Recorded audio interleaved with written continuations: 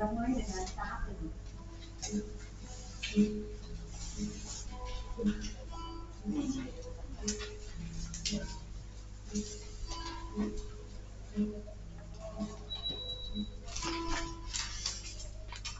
Hari ini kita merenungkan secara Tuhan kita Yesus Kristus melalui kebaktian Passion 2. Dan ketika mereka sedang makan, ia berkata, "Aku berkata kepadamu, sesungguhnya seorang di antara kamu akan menyerahkan aku." Dan dengan hati yang sangat sedih, berkatalah mereka seorang demi seorang kepadanya, "Bukan aku ya Tuhan?" Ia menjawab, "Dia yang bersama-sama dengan aku mencelupkan tangannya ke dalam pinggan ini, dialah yang akan menyerahkan aku. Anak manusia memang akan pergi sesuai dengan ada yang tertulis tentang dia. Akan tetapi, celakalah orang yang olehnya anak manusia itu diserahkan. Adalah lebih baik bagi orang itu sekiranya dia tidak dilahirkan."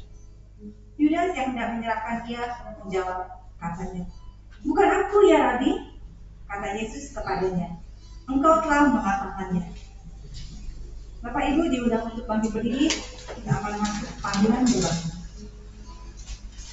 Mazmur 22 ayat 18 sampai 20 tertulis, "Segala tulangku dapat kuhitung, mereka menonton, mereka memandangi aku. Mereka membagi-bagi pakaianku di antara mereka, dan mereka membuat bumi atas jubahku. Tetapi Engkau Tuhan, janganlah jauh. Ya kekuatanku, segeralah menolong aku." Pertolongan kepada kita adalah di dalam nama Allah yang menjadikan langit dan bumi, yang tetap setia untuk selama-lamanya dan tidak pernah meninggalkan perbuatan tangannya. Kasih karunia dari Allah Bapa kita dan dari Tuhan Yesus serta persekutuan Roh Kudus menyertai kita sekalian. Amin. Jika masih tetap berdiri, kita akan naikkan pujian Sambutlah Yesus.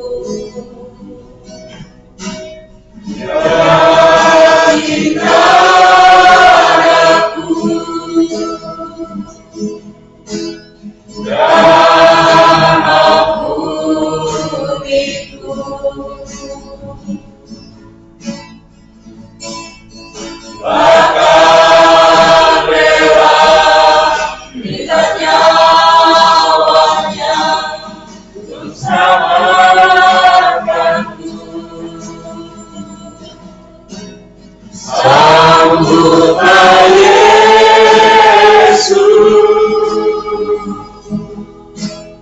tinggikan Yesus, hingga hormat, pujian dan kuasa Yesus Raja.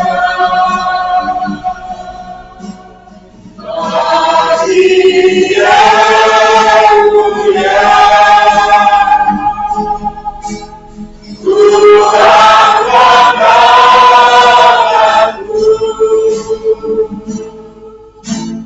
dan ku puja, ku cinta, ku sembah. Haleluya. Ku puja, ku cinta, ku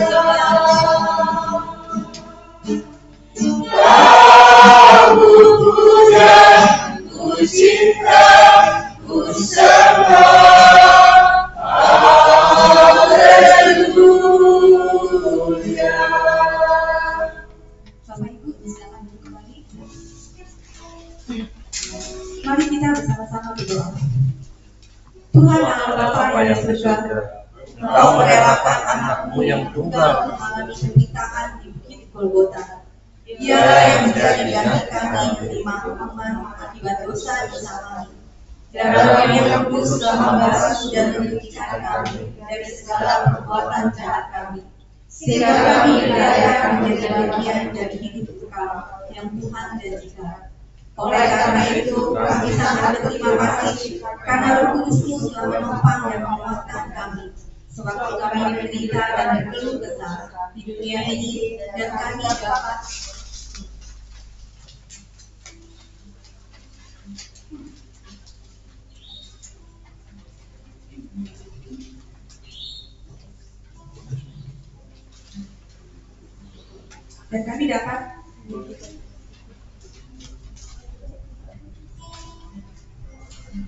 maaf boleh terputus.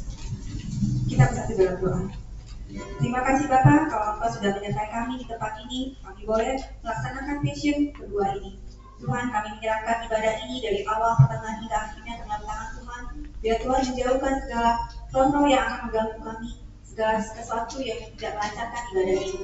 Kami juga menyerahkan semuanya pelayan-pelayan pada ibadah pada sore hari ini. Terima kasih Tuhan, kami berdoa hanya dalam nama Tuhan Yesus, Tuhan dan Juru Selamat kami yang hidup. Amin. Kita akan kembali memuji Tuhan dengan pujian menjulang nyata atas bukit kawah.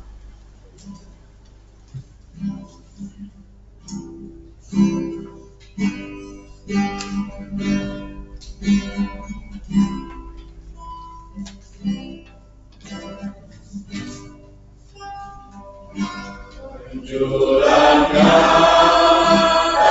atas bukit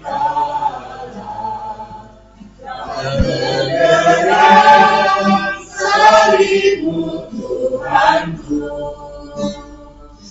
dari sinarnya yang bernyala-nyala memancarkan kasih agung dan restu. Seluruh umat insan bernegara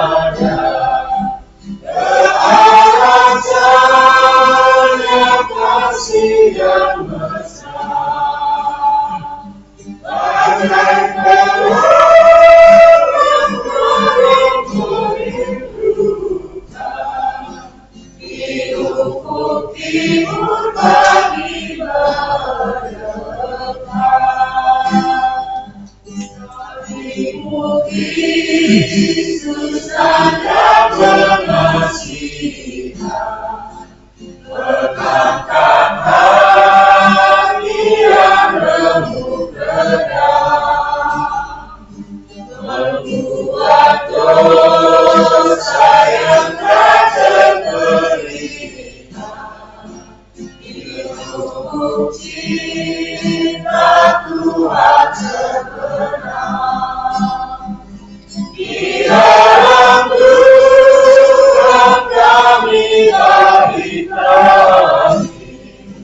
kisah orang ini berseri. Terbuat darah suci yang mengani disalib pada bukit Kalvari. Kisah pengkhianatan Yudas.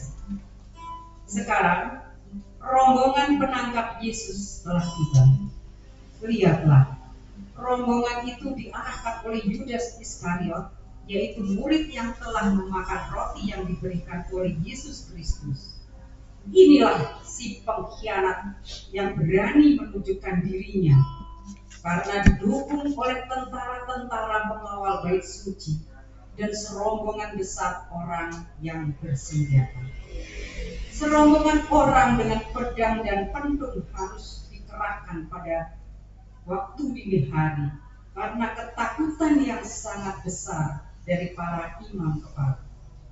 Mereka takut kalau rakyat banyak masih menyertai Yesus. Mereka mengerahkan rombongan orang banyak itu seperti mau menangkap perampok berbahaya. Maka Yudas memimpin mereka ke taman Getsemani karena dia tahu di tempat inilah Yesus dan murid-muridnya biasa menyendiri. Dia pun telah memberikan tanda yang sangat penuh kasih bagi rombongan yang akan menangkap Yesus, yaitu ciuman. Ciuman yang menandakan keakraban dan kasih persaudaraan itu diberikan sebagai tanda bahwa itulah orang yang harus ditangkap mereka. Betapa kejam dan penuh kemunafikan tindakan ini. Ciuman Yudas adalah ciuman pengkhianatan yang sangat rendah. Setelah mendapat ciuman palsu dari Yudas, Yesus menegur dia dengan mengatakan, "Untuk itukah engkau datang, hai kawanku?" Tindakan Yudas menggambarkan kebobrokan dunia ini dengan segala kepalsuannya. Kita akan memuji Tuhan kembali dengan pujian tercurah darah Tuhanku.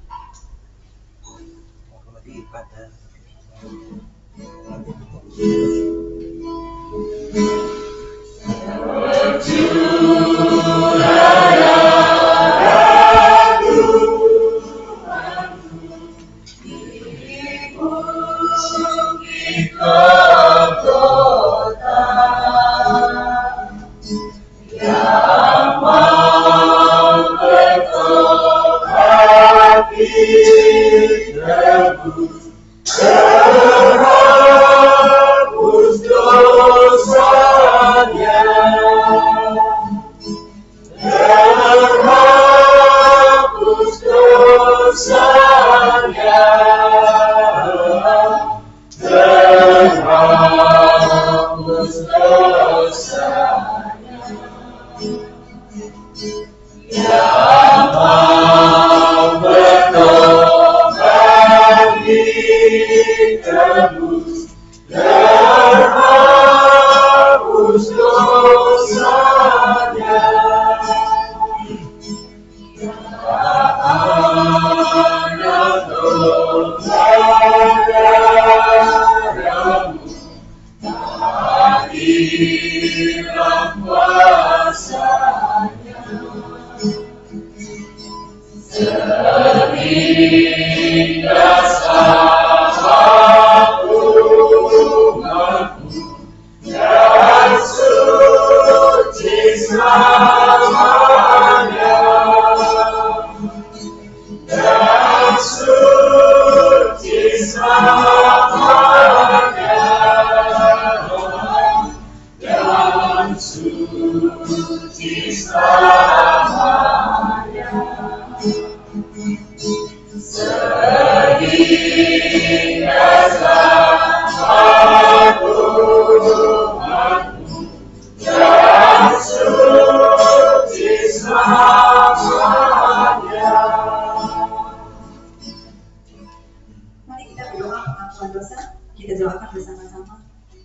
Ya Allah, Bapa kami yang dalam Yesus Kristus, kami mengungkapkan diri kami yang lemah di hadapan-Mu. Kasihanilah kami sangat sering khawatir dalam hidup ini. Kami dikhawatirkan terlalu banyak hal, keluarga, pekerjaan, keamanan, kebutuhan hidup, dan masa depan.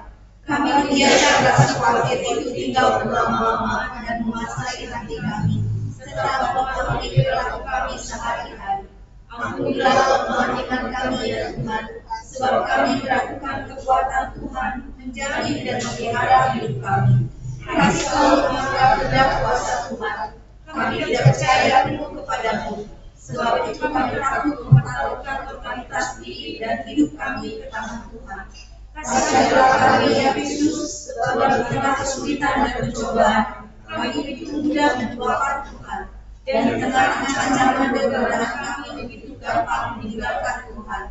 Ampunilah dosa kami ya Allah, Bapa, Anak, dan Roh Kudus. Teguhkanlah hati kami beriman kepadamu. Amin. Kita dengar pujian kembali ayat ketiga, tercurah darah Tuhanku.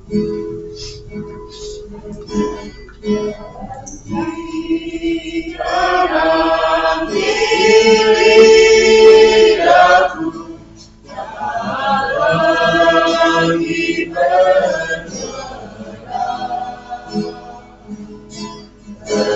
tetap ku puji kuasa-Mu di surga-Mu tetap,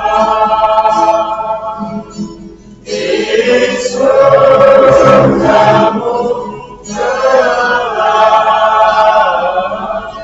di surga-Mu tetap ku puji kuasa-Mu di surga-Mu kelak.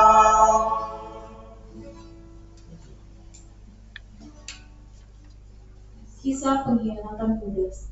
Yesus tidak melawan bukan karena dia lemah. Yesus tidak melawan karena dia adalah sang anak domba yang sedang meninggalkan semua kemuliaan dan kuasa surgawi untuk menjadi anak domba yang tidak memiliki kekuatan apa-apa. Dia melakukan ini untuk menebus dosa manusia. Sang anak domba sekarang berdiri di depan para penangkapnya. Dia seolah tidak memiliki kekuatan untuk lari. Dia berdiri diam, tetapi bukan tanpa kuasa. Dia tidak melawan bukan karena dia tidak memiliki tentara. Tentaranya bukanlah 11 orang murid yang mengikuti dia. Juga bukan serombongan besar orang sakit yang minta disembuhkan. Bukan orang-orang buta dan orang-orang lumpuh yang mengikuti dia. Dan bukan juga orang yang baru sembuh dari kerasukan setan. Semua itu adalah orang-orang kecil yang mengikut Yesus demi memohon belas kasihannya. Bukan demi menjadi kekuatan militernya. Yesus bukan Daud. Daud menjadi pemimpin atas 600 orang yang sangat kuat berperang. Tetapi Yesus memimpin 4.000 orang laki-laki yang tidak memiliki tenaga sehingga mereka akan pingsan di tengah jalan jika tidak diberi makan olehnya. Tetapi benarkah dia tidak punya pasukan? Pasukan Yesus adalah kumpulan besar malaikat di surga. Berlaksa-laksa malaikat sebanyak bintang di langit, siap berperang atas perintahnya. Tetapi Yesus datang untuk menggenapi kitab suci yang mengatakan bahwa dia harus menderita dan mati. Maka Yesus tidak melawan ketika dia diperlakukan seperti penjahat. Dia tetap memberikan peringatan kepada tindakan yang melawan kebenaran ini, tetapi dia tidak melawan. Dia membiarkan dirinya dibawa oleh manusia-manusia fana yang hanyalah debu saja. Dia membiarkan semua yang tertulis atas dirinya digenapi oleh penderitaan dan kematiannya. Dia diam ketika diperlakukan seperti penjahat keji.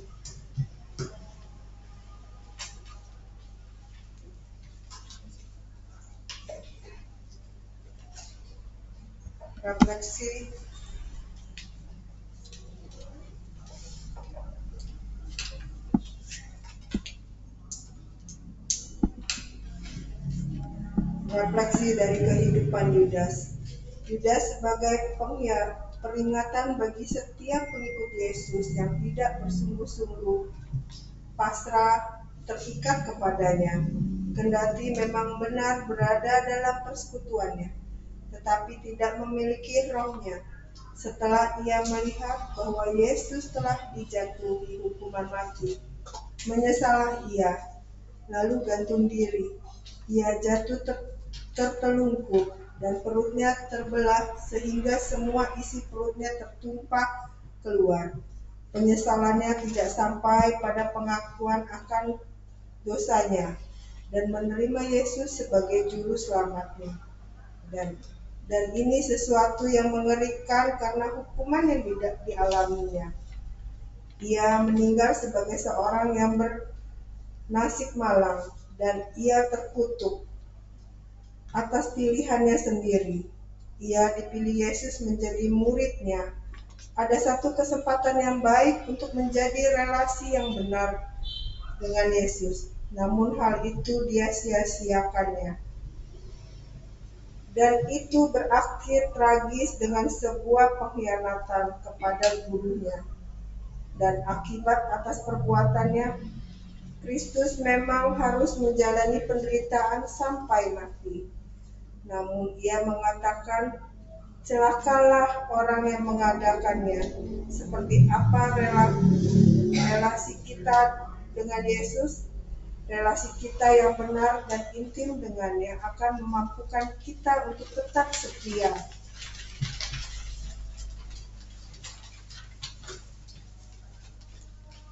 Kepadanya sampai akhir hidup kita di dunia. Relasi yang benar dan intim akan tetap kuat dan utuh hanya jika kita selalu bergantung kepada Allah melalui doa, membaca dan merenungkan firman Tuhan-Nya, supaya Ia menerangi seluruh hidup kita sehingga kita dapat mempraktekannya setiap hari. Dengan cara demikian kita akan bertumbuh makin kuat dan berakar di dalam Dia, sehingga tidak mudah digoyang-goncangkan oleh apapun, sehingga kita akan tetap setia kepada Allah melalui Kristus. Banyak orang telah mengkhianati Tuhan Yesus karena berbagai alasan. Karena cinta, kekuasaan, jabatan, popularitas, harta, himpitan ekonomi, kekecewaan, dan lain sebagainya. Tetapi sebaliknya banyak orang yang menderita oleh karena percaya kepada Kristus. Namun mereka tetap setia, bahkan sampai menjalani hukuman mati sekalipun. Mereka memilih mati di dalam nama Yesus sebagai juru selamat. Apapun keadaannya, biarlah kita tetap memilih untuk memiliki relasi dengan Tuhan Yesus dan tetap setia kepadanya sampai akhir hidup kita. Kita akan memberikan persembahan pada malam hari ini. Ada 2 amplop persembahan. Yang warna biru itu untuk dana pensiun ke wilayah, dan yang putih itu untuk kas gereja. Sebelum kita memberikan persembahan, dengarlah firman Tuhan yang memberikan kekuatan buat kita. Dari Ulangan pasal 8 ayat 17 sampai dengan 18, demikian firman Tuhan. Maka janganlah kau katakan dalam hatimu, kekuasaanmu dan kekuatan tangankulah yang membuat aku memperoleh kekayaan ini. Tetapi haruslah engkau ingat kepada Tuhan Allahmu, sebab Dialah yang memberikan kepadamu kekuatan untuk memperoleh kekayaan, dengan maksud menyembuhkan perjanjian yang diikrarkannya dengan sumpah kepada nenek moyangmu seperti sekarang ini. Kantong persembahan akan diedarkan, kita akan menaikkan pujian, nyawaku kuberikan bagimu.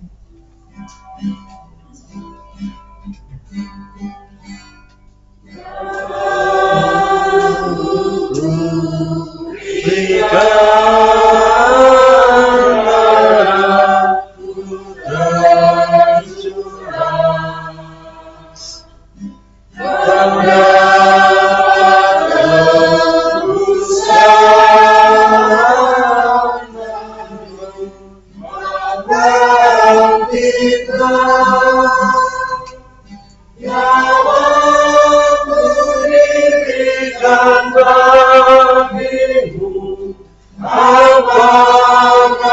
beri padaku, nyawaku diberikan bagimu, apa Kau beri padaku. Rumahku tinggal ada kemuliaan. Rumah yang jalan sendirian, ku tinggalkan semua bagimu, apa Kau beri padaku. Ku tinggalkan semua bagimu, apa Kau beri padaku. Mohon Tuhan memberkati.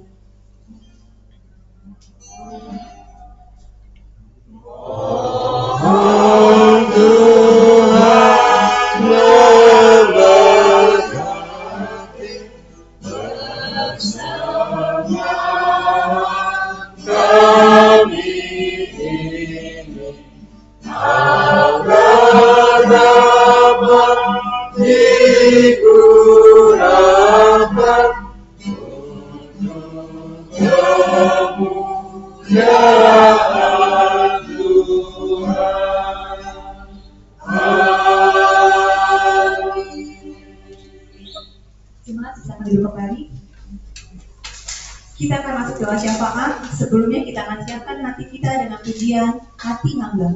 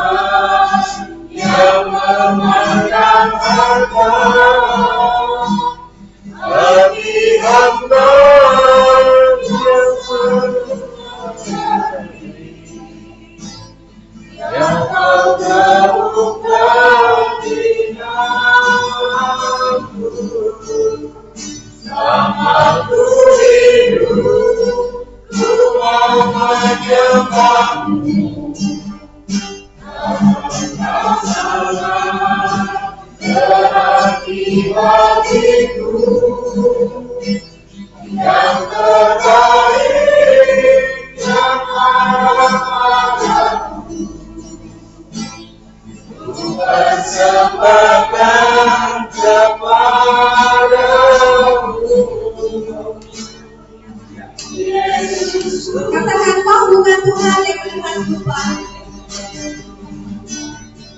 Kau bukan Tuhan yang melihat rupa. Kau bukan Tuhan yang memandang harta. Hati hamba yang selalu terjadi. Ya kau temukan di dalamku,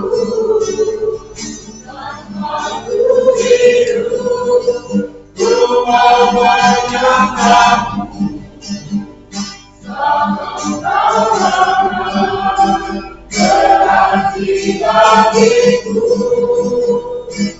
yang terbaik yang ada padamu.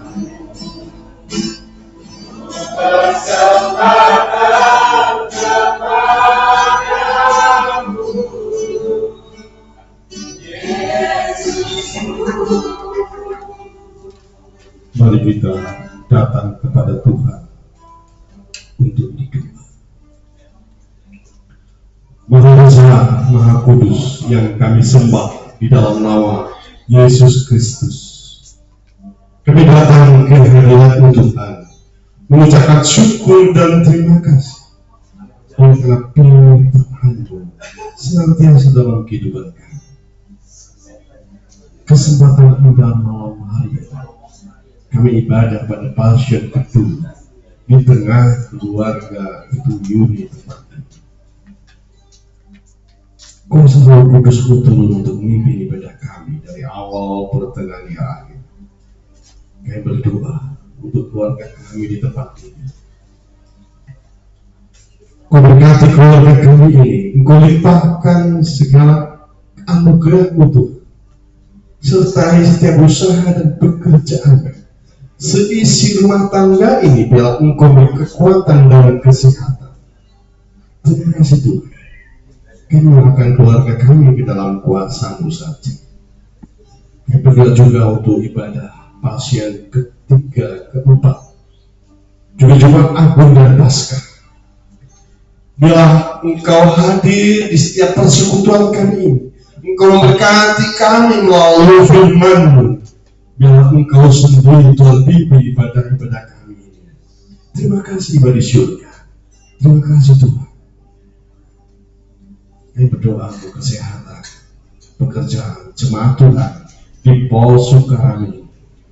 Bila Tuhan senantiasa memberkati, memberikan kesehatan setiap anak-anak Tuhan yang berharap kepada Tuhan. Kami menyerahkan segala kehidupan benar-benar kami.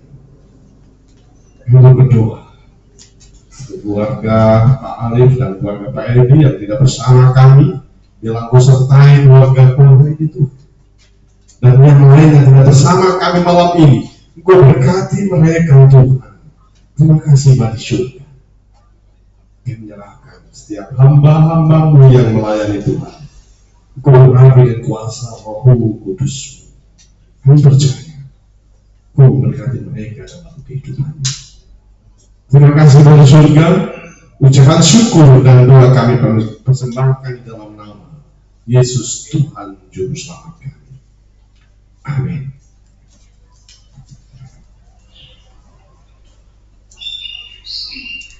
Hari ini kita merenungkan sengsara Tuhan Yesus Kristus melalui kebaktian Passion 2. Dan ketika mereka sedang makan, Yesus berkata,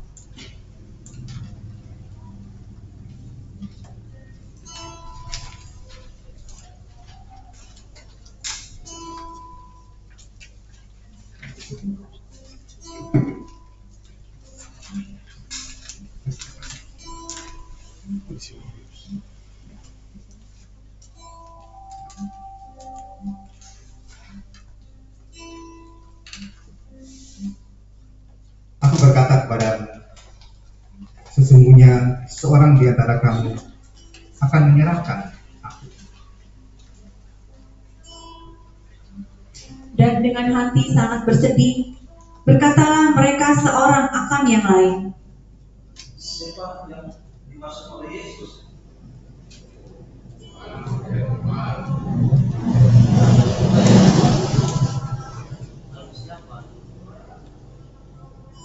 Dia yang bersama-sama dengan aku mencelupkan tangannya ke dalam pinggan ini, dialah yang akan menyerahkan aku. Anak manusia memang akan pergi sesuai dengan yang ada tertulis tentang dia.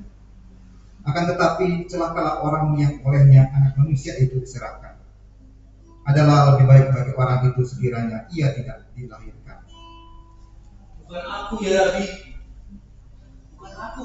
Engkau telah mengatakannya.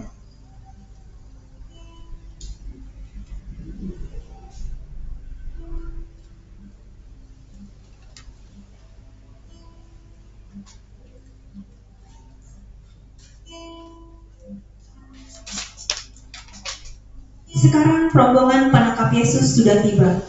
Lihatlah, rombongan ini diarahkan oleh Yudas Iskariot, yaitu murid yang telah memakan roti yang diberikan oleh Yesus Kristus. Inilah si pengkhianat yang berani menunjukkan dirinya karena didukung oleh tentara-tentara pengawal bait suci dan serombongan besar orang yang bersenjata. Serombongan orang dengan pedang dan pentung harus dikerahkan pada waktu dini hari karena mereka ketakutan yang sangat besar dari para imam kepala. Mereka takut kalau rakyat banyak menyertai Yesus. Mereka mengerahkan rombongan yang banyak itu seperti mau menangkap perampok berbahaya.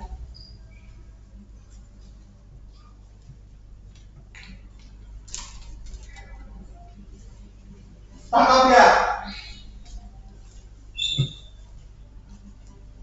Ciuman Yudas adalah ciuman pengkhianatan yang sangat rendah. Setelah mendapat ciuman palsu dari Yudas, Yesus menegur Yudas. Untuk itukah engkau datang, hai kawanku? Tindakan Yesus menggambarkan kebobrokan dunia ini dengan segala kepalsuannya.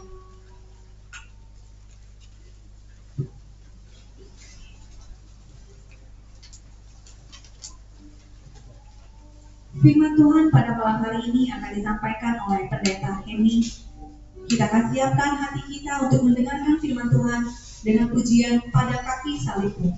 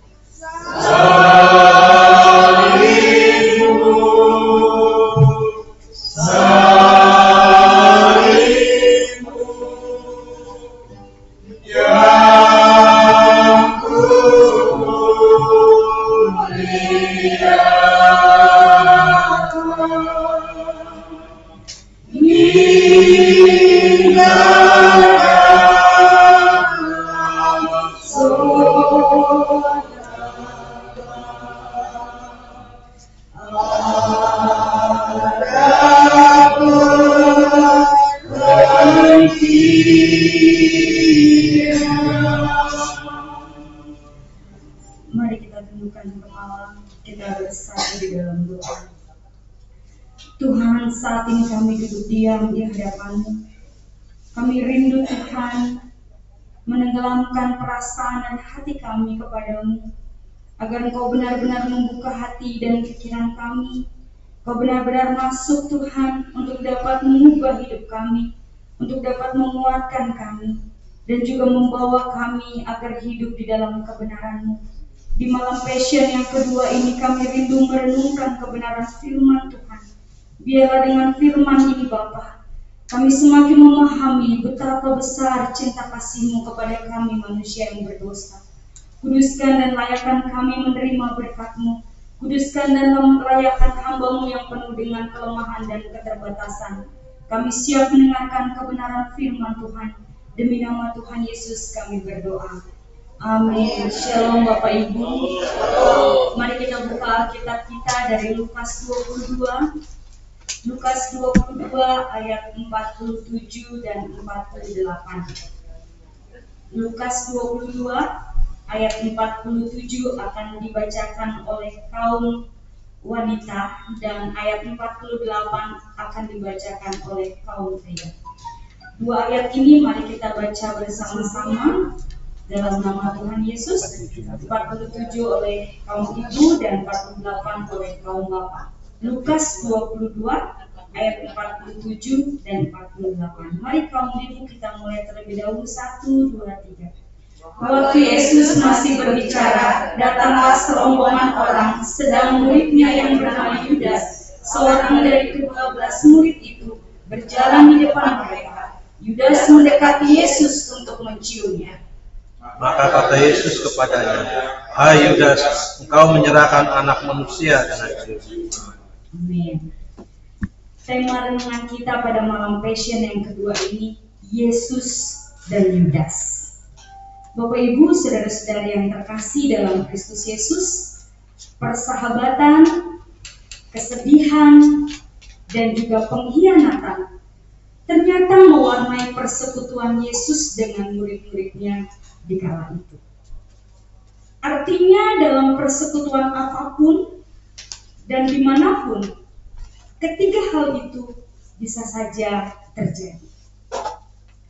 Jika persekutuan diwarnai suasana persahabatan, pasti menyukakan semua orang. Jika persekutuan merasakan kesedihan, pasti tetap bisa saling menghibur dan menguatkan. Namun jika dalam persekutuan terjadi pengkhianatan, maka yang ada hanyalah kehancuran. Jika demikian, kapan sebenarnya pengkhianatan itu terjadi, Bapak Ibu Saudara-saudara? Jawabannya adalah ketika trust atau kepercayaan itu dinodai. Ketika kepercayaan itu mulai lemah, maka di situ ada celah pengkhianatan dapat terjadi. Maka dalam penghayatan di malam Passion kedua, saat kita diingatkan kembali pada sebuah peristiwa pengkhianatan seorang murid, hal yang penting kita renungkan adalah mengapa Yudas sanggup mengkhianati Yesus gurunya. Ternyata jika kita menyelidiki Alkitab lebih dalam, Bapak Ibu Saudara-saudari, ada beberapa alasannya di sana. Dan saat ini saya mau menyampaikan 3 alasannya yang saya gali. Jadi mengapa Yudas sanggup atau bisa-bisanya mengkhianati Yesus pada saat itu? Alasan yang pertama adalah karena Yudas tidak sungguh-sungguh beriman pada Yesus. Setelah saya pelajari lebih dalam, Bapak Ibu Saudara-saudari, Yudas itu ternyata tidak yakin sepenuhnya bahwa Yesus benar-benar Allah yang berinkarnasi menjadi manusia. Maka jika kita perhatikan dalam perikop-perikop atau firman Tuhan, dari semua murid, hanya Yudas terus yang bertahan memanggil Yesus ya Rabi. Sementara yang lain mereka beberapa kali memanggilnya Tuhan dan juga Mesias. Jadi Yudas hanya menganggap Yesus sama seperti guru-guru yang lain pada saat itu, tidak lebih. Dan dalam perenungan bagian alasan yang pertama, bagaimana selama kita hidup sebagai orang percaya, iman kita, apakah iman yang sungguh-sungguh kepada Tuhan Yesus Kristus? Lalu alasan yang kedua adalah bahwa ternyata Yudas tidak memiliki hubungan yang sangat dekat dengan Tuhan Yesus atau intimasi. Jika dibandingkan dengan murid-murid yang lain, Bapak Ibu Saudara-saudari, Yudas adalah murid yang tidak terlalu dekat dengan Yesus. Kalau kita lihat dari urutan nama, ternyata itu mengandung arti, ya, urutan nama murid itu. Yudas selalu di bagian akhir, Bapak Ibu.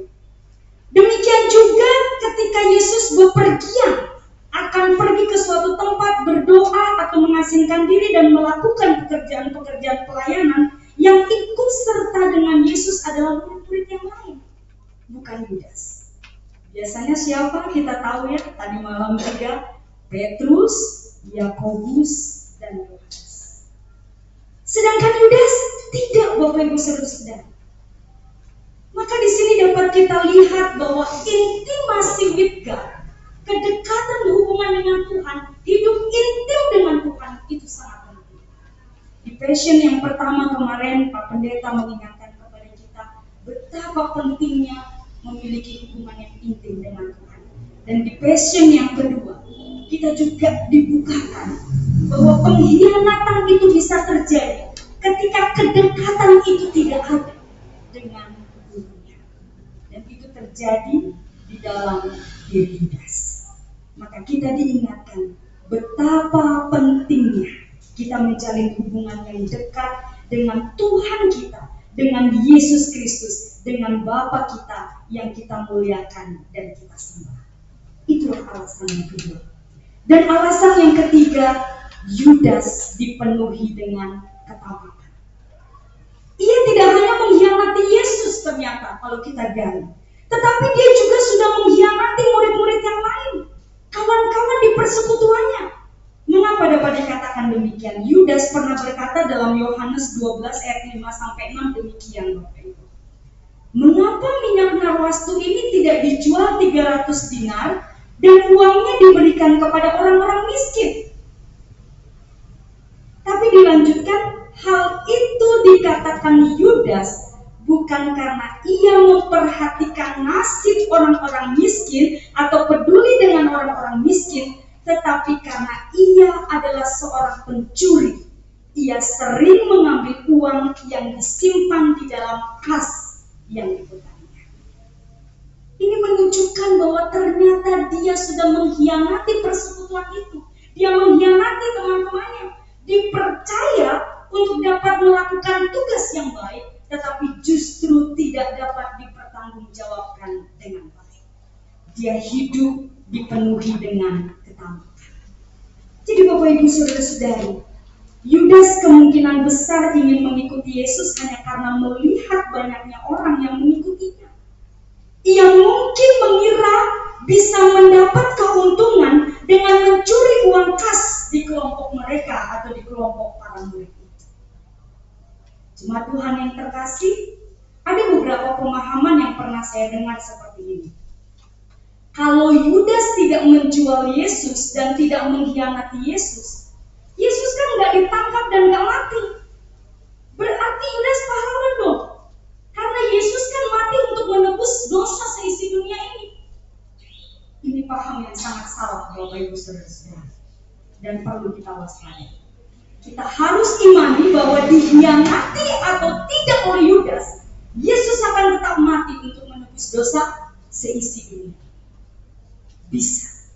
Ya, walaupun kita dapat melihat di Mazmur dan di beberapa ayat yang lain, memang di sana sudah diberitahukan, dinubuatkan bahwa nanti akan ada orang yang mengkhianati. Tetapi bukan berarti direncanakan, ya. Karena nubuatan itu kan sudah tahu sebelumnya apa yang akan terjadi. Jadi dengan kata lain, dikhianati atau tidak oleh Yudas, Tuhan Yesus tetap mati untuk menebus dosa seisi dunia ini. Karena itu, Yesus menegaskan kalau Yudas harus bertanggung jawab atas pilihannya. Dan mengenai pertanggungjawaban untuk tindakan pengkhianatan itu, Yesus berfirman, seperti yang dilakukan dalam drama dan juga ada dalam narasi tadi. Celakalah orang yang oleh karenanya anak manusia itu diserahkan. Adalah lebih baik bagi orang itu sekiranya ia tidak dilahirkan. Berarti Allah tidak menginginkan perbuatan yang demikian. Berarti Allah tidak menginginkan perbuatan Yudas, Bapak Ibu Saudara-saudara. Karena dikatakan celakalah orang yang telah menyerahkan anak manusia itu, dan lebih baik bagi orang itu sekiranya ia tidak dilahirkan. Saudara-saudari yang terkasih, di Taman Getsemani, Yudas menyerahkan Yesus kepada otoritas Yahudi dengan sebuah tanda, yaitu ciuman. Karena rombongan yang dipimpin Yudas itu tidak mengenal Yesus, maka sebelum beraksi, Yudas memberi sebuah tanda. Yudas memilih tanda yang manis sekaligus mematikan pada saat itu, Bapak Ibu Saudara-saudara. Menurut tradisi, setiap murid seorang guru Yahudi biasanya menyapa pemimpinnya itu dengan cara menciumnya. Ini tradisi. Jadi untuk menghormatinya, ya datang kepadanya, menyapanya, lalu menciumnya. Dan Yudas menggunakan kebiasaan itu untuk memberi tanda agar Yesus ditangkap. supaya dia dapat memperoleh uang dari orang-orang tersebut. Dari apa yang Yesus katakan atau peringatkan Bapak Ibu ketika dia makan bersama-sama dengan murid-muridnya, sebenarnya Yesus sudah memberikan tanda dan kesempatan kepada Yudas agar dia bisa bertobat. Itu kesempatan sesungguhnya. Ya kan, dalam persekutuan tadi dia katakan hari ini ada yang mau menyerahkan aku. Itu sebuah peringatan sesungguhnya dan sebuah kesempatan kalau dia tersadar dia akan bisa untuk dapat menggagalkan rencana jahatnya. Ada kesempatan untuk Yudas untuk bertobat, tetapi Yudas membiarkan dirinya dikuasai oleh nafsu jahat. Bapak Ibu, saudara-saudari yang terkasih, memang Yudas Iskariot akhirnya menyesal telah mengkhianati Yesus. Karena dia akhirnya sadar ternyata Yesus benar-benar adalah bukan sekedar guru, tetapi juga Tuhan. Sehingga ketika hal itu telah berlalu, Yudas mendatangi pemuka agama Yahudi untuk mengembalikan 30 keping uang perak yang dia terima sebagai upah pengkhianatannya. Dia mau mengembalikannya, tetapi para tokoh agama enggan menerima uang tersebut. Sehingga dengan hati yang penuh penyesalan, Yudas melemparkan uang itu ke bait suci. Itu ceritanya Bapak Ibu Saudara-saudara. Namun penyesalan Yudas Iskariot tidak disertai dengan pertobatan. Ia justru membiarkan keputusasaan menguasai dirinya. Dan Yudas Iskariot akhirnya bunuh diri dengan menggantungkan diri pada sebatang pohon. Dan dikatakan pada saat itu ya perutnya terbelah dan isi perutnya semua keluar. Tragis Bapak Ibu. Kehancuran saat itu dialami oleh seorang Yudas, oleh seorang murid. Cuma Tuhan yang terkasih, Yesus tidak pernah merencanakan kegagalan. Bapa di surga tidak pernah merancangkan kegagalan apalagi kehancuran bagi murid-murid yang sangat dikasihi. Bagi umat manusia, Allah tidak pernah merancangkan kegagalan apalagi kehancuran.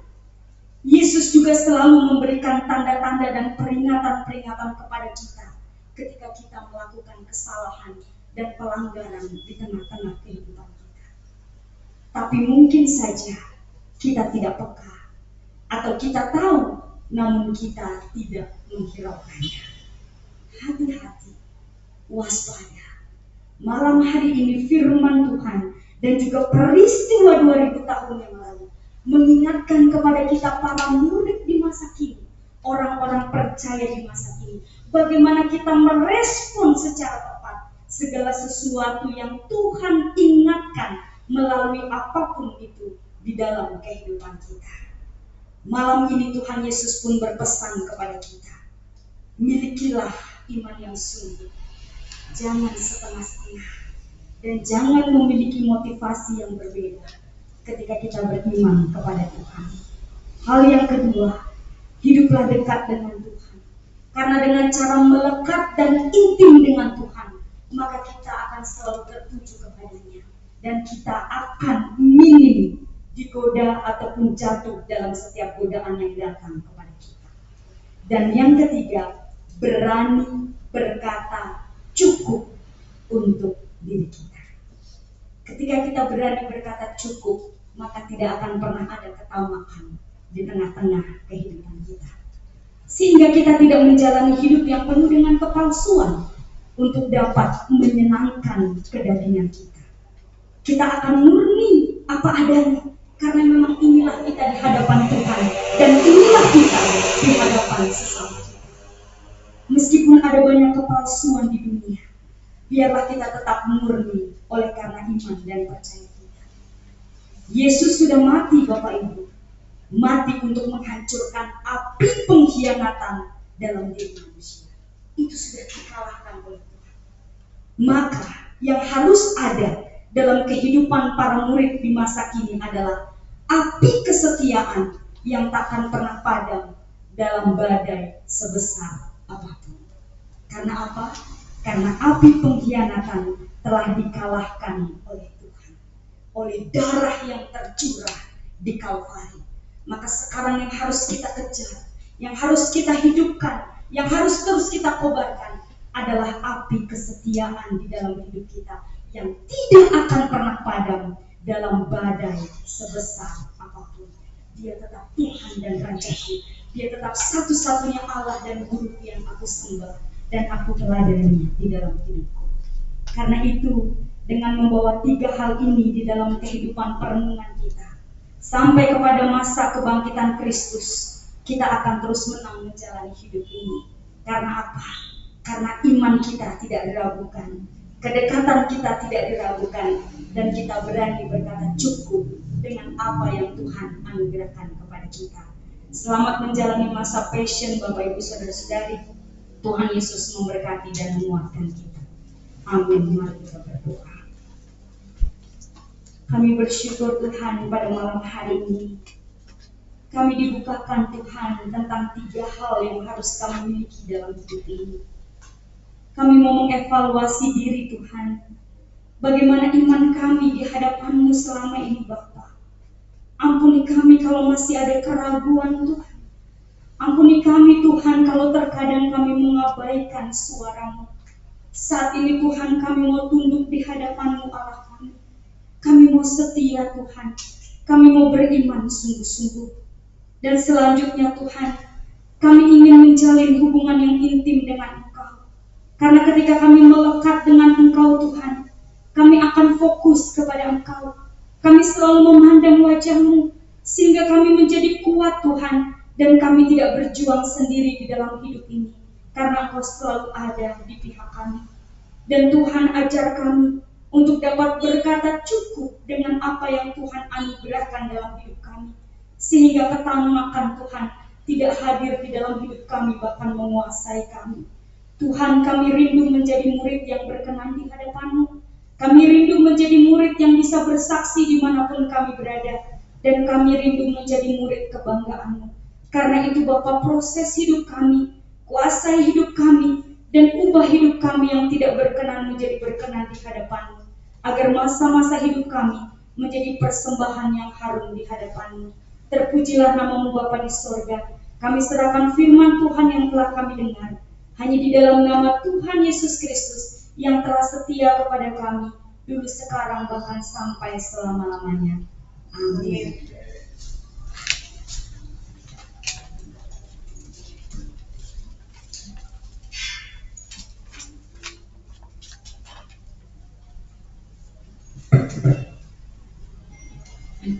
Kita akan responi firman Tuhan dengan pujian kepada kasih sayang-Mu.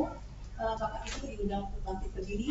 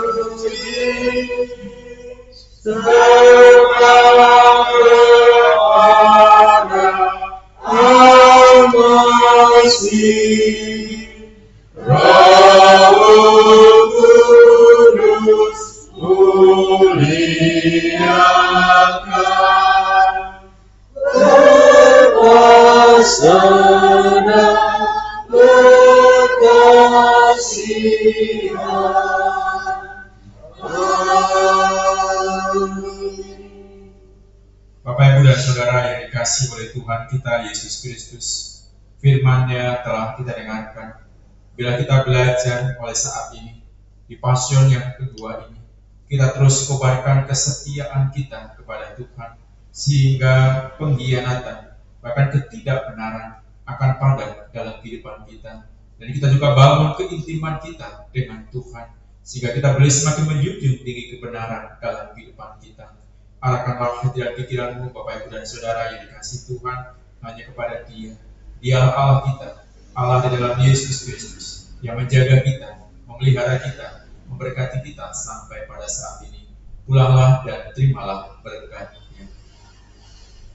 Kasih karunia dari Tuhan kita Yesus Kristus, kasih sayang daripada Allah Bapa, kekuatan penghiburan dari kuasa Roh Kudus, tinggal atasmu, memberkati setiap kehidupan keluarga rumah tanggamu, memberkati segala usaha dan juga pekerjaanmu, bahkan dalam hal segala lakumu, Tuhan menyertaimu, malam ini, besok, bahkan sampai selama-lamanya.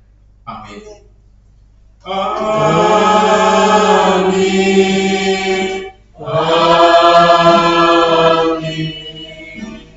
Amin.